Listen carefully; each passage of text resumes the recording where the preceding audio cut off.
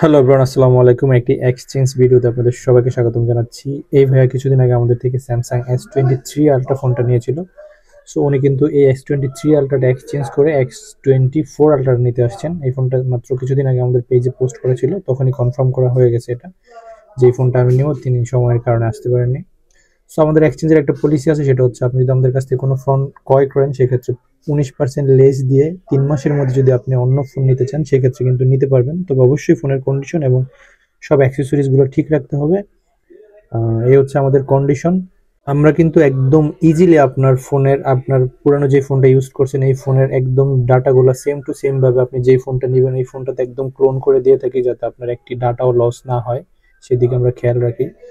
So finally কিন্তু আমরা দেখতেই পাচ্ছেন স্যামসাং S24 আলট্রাটা আমাদের কাস্টমারকে বুঝিয়ে দিচ্ছি এবং তার হাত থেকে আমরা স্যামসাং S23 আলট্রাটা নিয়ে নিচ্ছি।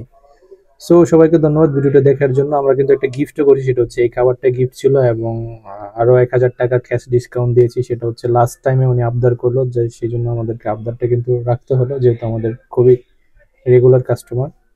সো সবাইকে ধন্যবাদ ভিডিওটি দেখার জন্য। আসসালামু আলাইকুম।